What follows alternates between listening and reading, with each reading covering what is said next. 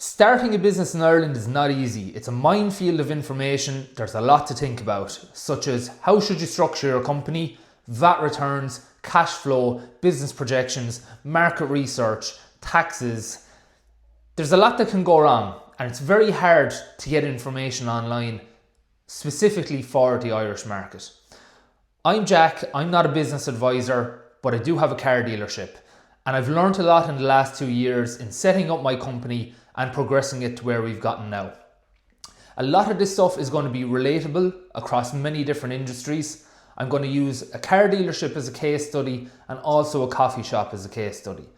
Every industry has nuances, but if you are thinking of starting a business in Ireland, I'm sure you'll get some value from this video. First thing you need to think about is company structure. Should you be a limited company or a sole trader? Many accountants will tell you to start off as a sole trader, and in my opinion, they tell you that because it's handier for them. They tell you that because accountants are money people, they're not visionaries. They like to play it safe, they don't see the long-term vision, they're number crunchers. If an accountant tells you and is adamant you should start as a sole trader, in my opinion, I think you should change your accountant, or at least be firm with him and explain that you want to be a limited company. Here's why. I spoke to 3 or 4 different accountants before I got going. I would have been fairly well versed in company structures and all the rest, so I was at an advantage compared to most people starting off. The first accountant was adamant that I should be a sole trader. If I had listened to him, he would have cost me multiple tens of thousands in tax in my first year alone. Think about it this way. Just say you're starting a coffee shop, a car dealership, your electrical company, a plumber, whatever. If you make 100 grand in your first year and you're a sole trader, you're going to be paying tax the same way a normal person is going to be paying tax. So we'll say, just for argument's sake on that amount, about 40% of that 100 grand is going straight to the government. If you have a limited company structure and the limited company, not you now, just the limited company, makes 100,000 euros, you're going to be paying 12.5% tax. So 12,500 euros versus 40,000 euros. I know what I'd rather pick. It makes no sense when you're at your most vulnerable in your first year to start off with a huge tax bill, when all you'd have to do is pay an extra small few bob to the accountant to do a proper end of year's accounts for a limited company and save yourself thousands and thousands. Limited company is the way to go. There's a good few companies out there who will incorporate your limited company for you, and they make it very easy, and it's for small money, about 500 euro if I recall. I used Company Bureau. I'm pretty sure they sorted out the VAT registry and stuff like that as well. So get on them, I'll tag the link in the bio. So now you know what company structure you're going to be paying tax on. It's time to start looking at market research so you can develop your business plan. So in my case, I was looking at the local and the nationwide market, because cars through social media are sold all over the country now. I was looking at Clonmel, so I was very critical of what the local dealers in Clonmel had advantage over me and what I had advantage over them. So what they had advantage over me was good reputation, a lot of solid independent garages, a lot of them selling the bread and butter stuff, your Clios, your Qashqais, your Sorrentos, all that kind of stuff. So they were targeting a particular audience local to them. There wasn't anyone doing the high-spec German cars. There's a bit of a gap in the market in Clonmel for that. And as well as that, none of them were utilising social media. So I knew I was going to wipe the floor of them in regards to social media and my online marketing. That was something I had to focus on and build my business on. If you were to open up a coffee shop, 3 great coffee shops in Clonmel that I love: Fetch, Reveski and No Filter. Fantastic people running them all, but none of them have a toilet. So if I was opening up a coffee shop in Clonmel, that's probably something that I would focus in on. Only one of them is really utilising social media as well, so that's something to take into consideration. But you need to find something that's going to make you stand out from the crowd, because if you try to just blend in with the rest of them who already have a good customer base and a good reputation, it's not going to go well for you. You need to be doing something a little bit different.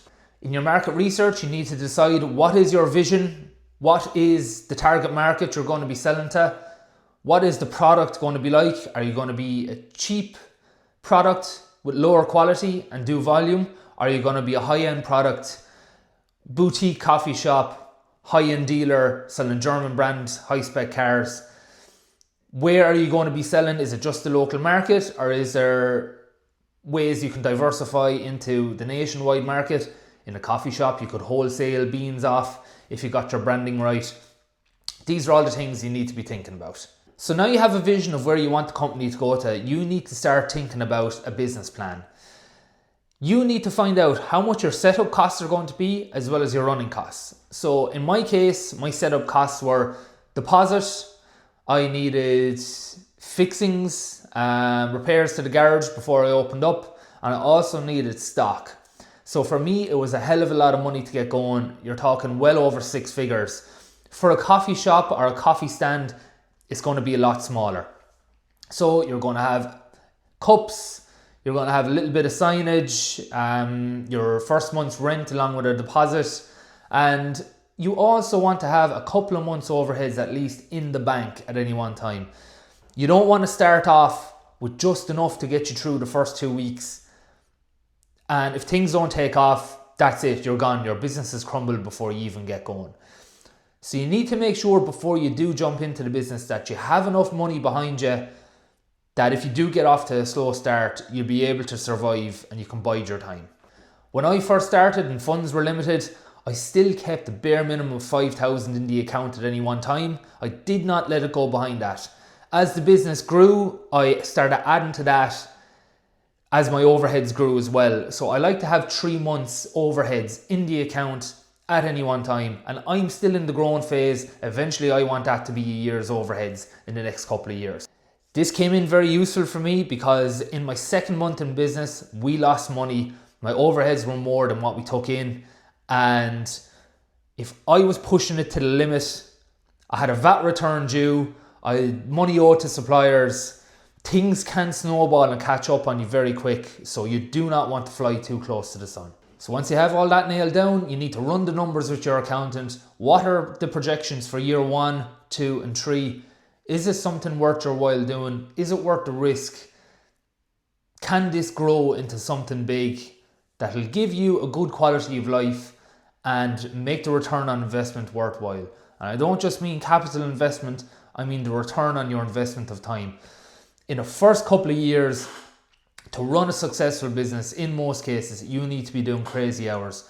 80-hour work weeks were the norm for me. You have to be going out, chasing it, developing contacts, and it is tough work. So if you don't put in the groundwork in the first couple of years, it's more than likely not going to be worth your while. You'll be better off sticking to your nice, comfortable, cushy job. I know you're probably looking at this video and expecting me to say, follow your dreams. But the thing is here, if you're starting a business, you're taking on risk. Debt to open that business, if that can't be paid off, that is going to affect your long-term future. So make sure that it's worth your while and make sure you're able to do it before you get going. So you have the projections done out, you think you can make a good living, it's time to sign on the lease. Make sure you have a good solicitor to go through the lease. You want favourable terms. There's no point in taking out a month-to-month rolling contract on a lease. You could pump all this money into doing fixings for a place, and if the landlord decides to sell or he wants you out, you're gone. You'd want at least a 4.5-year lease, in my own opinion, to make things properly secure for you and to give you a good chance of building up the business before you have to reevaluate where you're situated and what the terms of the lease are. So you're ready to open. It's time to put the name out there, and this is where a lot of Irish people struggle. They're afraid of getting behind the camera, of exposing themselves because it's cringe or people will sneer at them. Listen, if you can't put yourself out there in order to generate business and make your future better and your family's future better, you are a coward. You need to pull up your big boy or big girl pants and just get out there. Start advertising, start getting behind the camera. Social media is free. It's such a useful tool. It's so powerful. I cannot stress enough how important it is for a new business to be active on social media. Before you get going, you need to have a mindset. In particular businesses such as a mechanic or an electrician or something like that specifically, they struggle with being a little bit stern with customers.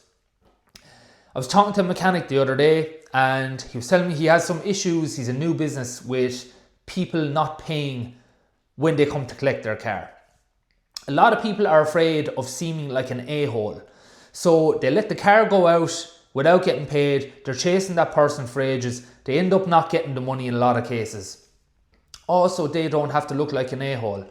I would rather be the a-hole who's getting the money off the customer than be the a-hole who can't afford to pay their bills and their business crumbles. Don't be shy. You have to be stern with people. Don't let people walk all over you. Be nice, be respectful, but be firm. So, first week in business, what an exciting time. This is one of the best feelings you will ever have as a business owner. A lot of work goes into the opening up and you're filled with nervousness and optimism at the same time. It's a great feeling, a great buzz. Now, in my case, I could have went ball to the wall and spent every single last penny I had on stock. I would have had one extra unit in stock and it would have looked a little bit better on the forecourt. But I wouldn't have been secure. I would have been flying too close to the sun. If a bad warranty issue happened or if I didn't sell the car that week, I would have no money to pay for my overheads. I know I said this previously, but I can't stress enough. This is why a lot of business owners fail, is they fly too close to the sun. They let the account get too low. Next thing they have a bad week. Next thing they have a warranty issue. Next thing their VAT return is coming in and they can't pay for it. Then revenue is up their arses and they're in really hot water from the get-go. You do not want to do that. You want to build it slow and steady, play it safe, give yourself enough room to breathe if you do have a bad week or two. Following on from the VAT returns, this is something that catches so many business owners out. We do ours every 2 months. I think 2 months is the best way to do it. So is that you're not digging a hole for yourself at the end of the year. And you always need to be thinking about the next VAT return. So my VAT return, which I processed the other day, was something like 24,000 euros. When I first started out, it wasn't as bad. You're talking 2 or 3 grand every 2 months, maybe 4 or 5. I can't remember. So depending on your industry, your VAT returns are going to be very different. If you're in an industry where you're paying a lot of VAT, you need to be so careful. And as soon as that bill is paid, think about the next one 2 months down the line. Again, this reverts back to keeping enough money in the account. So you get to the end of the year and it's time to think about your tax bill. So in a limited company, you have a pre-empting tax bill for the following year. I did not know about this. I made a big mistake and I hope you do not do the same. My first tax year was supposed to be from August to December. I got some advice that if I had a good strong year for year one, that I'd be entitled to a mortgage. It turned out that that advice was incorrect. So instead of going from August to December, I pushed it out from August to the following July. And this was a huge mistake. In the first 6 months, I was not generating a huge amount of profit and my tax bill was low. So in the following March, my tax bill would have been very small, just 3 or 4 grand. When I pushed it out for a year, it got a lot bigger. I won't say exactly how much because you'll be able to calculate how much I earned for the year, but it got a hell of a lot bigger. I was not aware of the preempting tax bill. So not only do you pay your tax bill in March, you also pay the exact same figure in May as a preempt for the following year. If your tax bill is a little bit more than what you paid the year before, you top it up on the following March. Or if it's a little bit less, you get a refund back. So instead of just taking that one hit in the March of that extra tax bill, which I was comfortable with, it was okay because I wanted the mortgage, I ended up having to pay double bubble in my second year. Be very wary on that. Again, do not cheap out on your accountant. Make sure you're talking to someone diligent. I can't stress it enough. So depending on the business you want to start up, it could be high risk, high reward, low risk, low reward. In my case, I was investing all of my life savings as well as taking on a mountain of debt If it didn't work out for me, it would have dramatically impacted my future and my now family's future.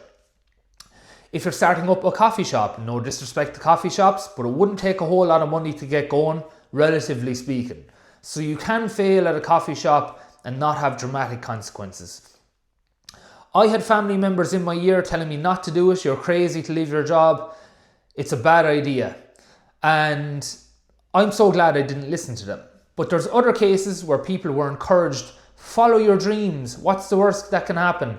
And their dreams turned into a long-term nightmare. So all I can say is ask the right people for the right advice, and I wish you the very best of luck because you will need it. Don't forget to work hard, try your best, and the main thing I can advise you to do is utilize social media. Without it, my business wouldn't be half of what it is today.